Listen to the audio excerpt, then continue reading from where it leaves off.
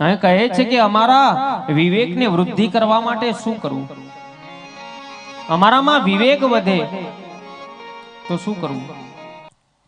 વિવેકે વર્ધતે મહાન, વિવેકની વૃદ્ધિ કરવા માટે શું કરવું?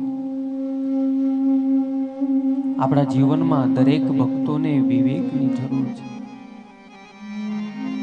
દિવસે દિવસે વિવેક વધવાની જગ્યાએ દિવસે દિવસે વિવેક આપણો ઓછો થતો જાય છે. વિવેક આ જીવન જીવવું હોય ને તો વિવેકની બહુ જરૂર છે. આપણને ખબર છે, આપણાથી કોઈ વડીલો આવ્યા હોય ને તો આપણે એને ખુરશી આપી દેવી, આપણે એને આસન આપી દેવું. સમજવાનું કે એ આસન ના આપી શકો ને તો એ વિવેક બહુ ઓછો છે.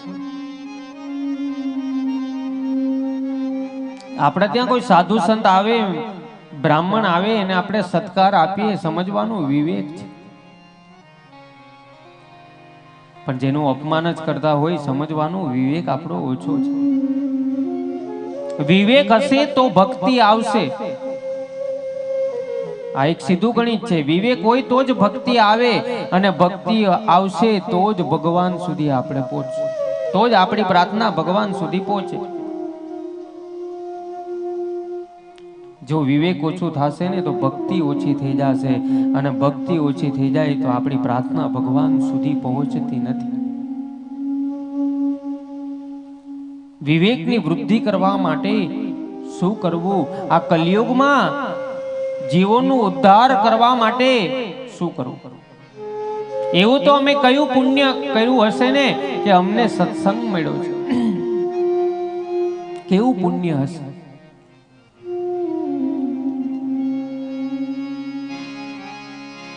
કેવું પુણ્ય? તમે જ વિચાર કરો, આપણામાં કેવું પુણ્ય હશે કે આપણને સત્સંગ મળ્યો છે? એમને નથી મળતો. શું ગામમાં એટલી વસ્તી છે?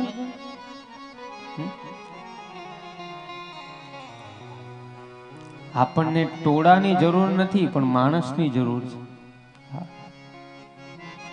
ને આપણે હજી 2-4 દિવસ અહીંયા પ્રોગ્રામ છે બરુમાળમાં, ભાવ ભાવેશ્વર મહાદેવ. કેટલા ઘણા બેઠા એ મહત્વની વસ્તુ નથી, કેવા બેઠા છે ને એ મહત્વની વસ્તુ છે. તો આપણું તો કેવું પુણ્ય હશે કે આપણને સત્સંગ મળે છે. અને જેને વારે વારે સત્સંગ મળતો હશે ને એને સમજવાનું એના ઉપર પિતૃઓની ખૂબ કૃપા હશે. વારે વારે સત્સંગ મળતો હશે એને, સાહેબ, એ પિતૃઓની કૃપા વગર સત્સંગ આવતો જ નથી. રામાયણમાં તો કહે છે, આખી ચોપાઈ લખી છે રામાયણ. बिनु सतसंग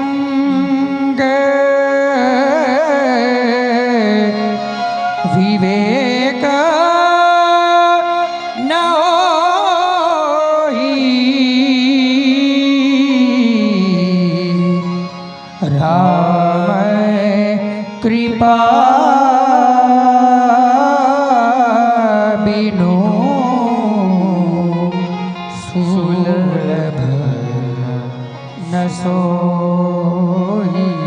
આ ચોપાઈ કંઠસ્થ થવી જોઈએ. બિનુ સત્સંગ વિવેક ન હોઈ અને રામ કૃપા બિનુ સુલભ ન સોઈ.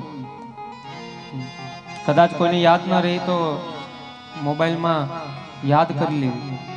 આ જીવનમાં આ એક ચોપાઈ ઉતરી જવી જોઈએ. બિનુ સત સંગ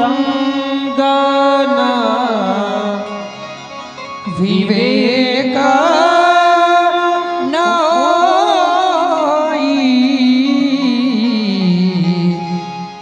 राम कृपा बिनु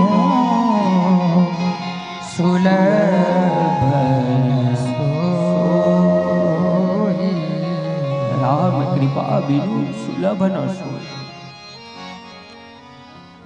સત્સંગ વગર વિવેક મળતો નથી.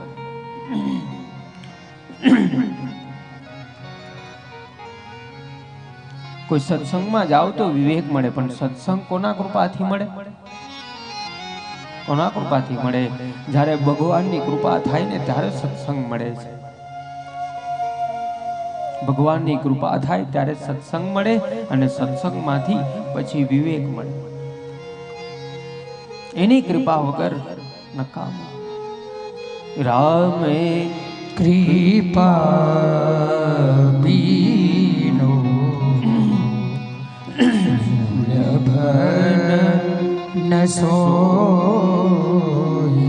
રામ કૃપા બિનુ સુલભ ન શું.